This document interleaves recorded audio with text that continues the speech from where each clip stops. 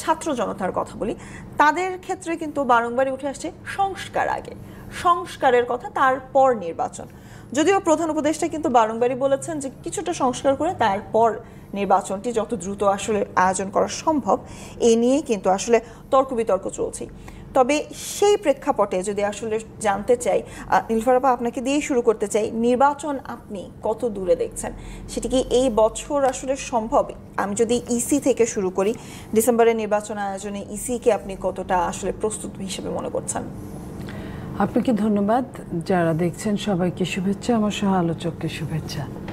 দেখেন, অন্তর্বর্তীকালীন সরকারের কাছে তো বাংলাদেশের জনগণের, বাংলাদেশের রাজনীতিবিদদের একটাই চাওয়া যে যত তাড়াতাড়ি যত সম্ভব নির্বাচন দেওয়া। আমাদের মধ্যে ইতিমধ্যে 6 মাস চলে গিয়েছে, 6 মাস চলে গিয়ে প্রায় 7 মাসও প্রায় অর্ধেকটা চলে গিয়েছে। সেই জায়গায় থেকে আমরা যদি চিন্তা করি, তারা নির্বাচন নিয়ে যতটা তাদের আন্তরিক থাকা দরকার ছিল, সেই জায়গাটায় আমরা ওরকম দেখি না। আমরা অনেক কথা বলতে শুনেছি যে আগে সংস্কার পরে নির্বাচন, কিংবা আগে স্থানীয় সরকার নির্বাচন পরে জাতীয় নির্বাচন, এই ধরনের যখন যে সুযোগ পাচ্ছে। এখনও যখন নির্বাচন নিয়ে প্রধান উপদেষ্টা কথা বলছেন যে 25-এর শেষে অথবা 26-এর মধ্য পর্যন্ত, এর মধ্যে প্রথমার্ধে আমরা নির্বাচন দিব। আবার তারপরে কেউ কেউ বলছে যে নির্বাচন, যখনই নির্বাচনের কথা বলেন আমাদের উন্নয়ন কাজে আমরা বাধাগ্রস্ত হই ইত্যাদি ইত্যাদি, যেটা বিগত পতিত সরকার যা বলতো এরাও তাই বলে। তো এটা আমি জানি না যে এটা কেন এত মজাদায়ক, আমি জানি না এই জায়গাটা। তো সেই জায়গা থেকে আমি বলতে চাই যে নির্বাচন এখনো অনেকটা ধোঁয়াশার মধ্যে আছে, অনেকটাই। যেটা যখনই এই যে দেখেন যে একটা দল গঠন করা হবে, সেই দল গঠন করা হলে আমি দল গঠন করা নিয়ে আমার কোনো সমস্যা নাই, বরং ওয়েলকাম। কিন্তু তারা তো সরকারের মদতপুষ্ট, সরকারের মদদে এই দলটা গঠন হচ্ছে। তো তারা কি বলবে, অর্ধেক সরকারে থেকে অর্ধেক বাইরে থেকে, কিংস পার্টি হবে না কি পার্টি হবে, এবং তারা নির্বাচনকে আবার আরেকটা ধোঁয়াশার দিকে নিয়ে যেতে চাচ্ছে এবং নিয়ে যাচ্ছে। এবং সত্যিকার অর্থে কখন নির্বাচনটা সত্যিকার অর্থে আমরা হাতে পাবো আমরা জানি না। আমরা দেখতে চাই যে তারা কি করে। তা আমরা আশাবাদী যে আমাদেরকে তারা আর আন্দোলনে নতুন করে নামাবে না, তারা নির্বাচনটা দিয়ে দিবে এবং যত তাড়াতাড়ি সম্ভব তারা নির্বাচন দিবে। কারণ অন্তর্বর্তীকালীন সরকার তো অনেকটা কেয়ারটেকার সরকারের মতোই। হ্যাঁ, তো কেয়ারটেকার সরকারদের তো আমরা 3 মাসে নির্বাচনটা তারা দিয়ে দেন, সব রেডি থাকে। ঠিক তেমনই সব রেডি আছে। বাংলাদেশের মানুষরা অত্যন্ত সাধারণ এবং অত্যন্ত মানে সিস্টেমেটিক। আমি বলবো যে তারা 3 দিন দেশে সরকার ছিল না, সেই হিসেবে কিন্তু আমরা ওরকম অন্যথা দেখি নাই, যেটা সারা বিশ্বের উন্নত দেশগুলো হলে কি হতো আমি জানি না। তো সেই জায়গায় তারা নির্বাচনের এই একটা সরকার 15 বছর ঘাপটি মেরেছিল, কিছু সমস্যা তো আছেই, কিন্তু সেই সমস্যা চাইলেই ঠিক করে নির্বাচনটা দিতে পারে। এবং যারা নির্বাচনে রাষ্ট্র পরিচালনায় আসবে তারা বাকিটুকু শেষ করবে। এই যে সংস্কার ধোয়া তুলছে, ধরেন সংস্কার অনেকটা এগিয়ে গেল, নির্বাচন হলো না, নির্বাচন দেরিতে হলো। তো নির্বাচন যখনই হোক, যে সরকারটা আসবে সেই সরকারটা যে ওই সংস্কারগুলি মেনে নিবে এমন কিন্তু কোনো কথা না। আর আজিজুল হক রুবেল, আপনার কাছে আসলে জানতে চাই, শুধু রাজনীতিবিদ না, আমি বাম দল, বাম মোর্চাগুলার কথাও যদি বলি, সেগুলোতে আসলে নির্বাচন ইস্যুতে প্রধান যে আমাদের বিরোধী দলগুলো এত বছর ধরে ছিল বিএনপি, সেক্ষেত্রে তাদের আমরা এক পথে হাঁটতে দেখছি, জামাতকে আমরা এক ধরনের কথা বলতে দেখছি, এবং নতুন যে রাজনৈতিক দল হবে আমরা শুনছি ছাত্রদের, তারা এক ধরনের কথা বলছে। তবে সেক্ষেত্রে আসলে বাম দলগুলোর অবস্থান কি আপনি মনে করছেন? বাম দলগুলোর অবস্থান তো এক্ষেত্রে খুব পরিষ্কার। আমরা তো মনে করি হচ্ছে যে বাংলাদেশের মানুষের যে গণতান্ত্রিক অধিকার, যে ভোটের অধিকার, সেটা পরপর 3 বার 2014, 2018, 2024 পরপর 3 বার ছিনতাই হয়ে গেছে। ফলে এই আগস্ট অভ্যুত্থান থেকে মানুষের প্রথম যে চাওয়ার জায়গা, সেটা হচ্ছে তার হারিয়ে যাওয়া ভোটের অধিকার ফেরত পাওয়া। এটাই হচ্ছে প্রথম কথা। আমরা সংস্কার চাই, আমরা রাষ্ট্রটা আসলে মেরামত চাই। শুধু এই বিগত স্বৈরাচারী সরকারের যে 15 বছর তা না, মানে দীর্ঘদিন ধরে আমার দেশটা হচ্ছে গিয়ে আস্তে আস্তে একটা পচা গলা অবস্থায় পৌঁছে গেছে। এখান থেকে আমাদের ঘুরে দাঁড়ানো দরকার।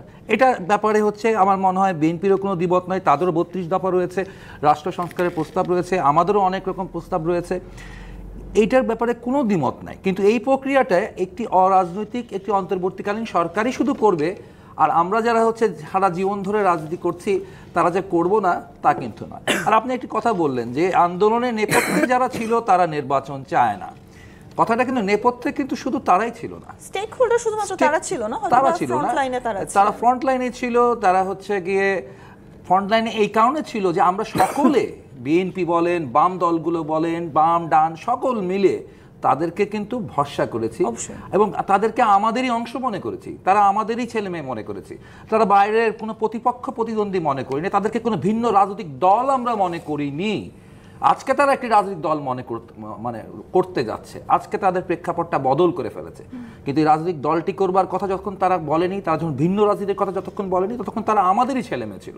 ফলে তারা একটা আলাদা ব্যাপার, আলাদা কোনো একটা অংশ সেটা ছিল না, তারা সকলেরই ঐক্যের একটা প্রতীকের জায়গা ছিল। এখন সেই ঐক্যের জায়গাটা বিভেদের জায়গায় পৌঁছে গেছে। একে বাংলাদেশের মানুষের বিষয়টা দেখেন, বাংলাদেশের মানুষ আসলে এই যে সংস্কারের যে কথাবার্তা সেটা আমরা সুশীল সমাজরা বুঝি, রাজনীতিবিদরা বুঝি, আপনার সংবাদ মাধ্যমের মানুষরা বোঝেন, কিন্তু বাংলাদেশের আম জনতা, যে কৃষক, যে শ্রমিক, যে ক্ষেত মজুর, মুটে মজুর, দিন মজুর, এরা সংস্কার শব্দটা বোঝে না। ঠিক আছে, তারা একটা জিনিস বোঝে, বাজারে গেলে দেখে জিনিসের দাম বাড়ে, তারা বোঝে রাতের বেলা ঘুমের কোনো গ্যারান্টি নাই, রাতের বেলা যে বাসে যাব তারও কোনো গ্যারান্টি নাই, আমার জানমালের নিরাপত্তা নেই, আমার ইজ্জতের কোনো গ্যারান্টি নাই, এটা তারা বোঝে। এবং তারা একই সাথে বোঝে আমার ভোট চুরি করেছিল বিগত সরকার, এই আমার ভোটের অধিকার আমার ফিরে আসতে হবে। স্ট্রেটফরওয়ার্ড কথাবার্তা আমাদের, যে এখন আসলে বিগত সরকার নির্বাচনী ব্যবস্থাটাকে এমন জায়গায় পৌঁছে গেছিল এবং সংবিধানে এমন কিছু পরিবর্তন এনে ফেলেছিল যার ফলে আমরা সমস্ত বিরোধী দলগুলো বলেছিলাম নিরপেক্ষ একটা সরকারের অধীনে সুষ্ঠু অবাধ নির্বাচন করতে হবে এবং এই বিগত সরকারকে পদত্যাগ করতে হবে। বিগত সরকার গেছে, আমাদের দাবির অর্ধেক অংশ পূরণ হয়েছে।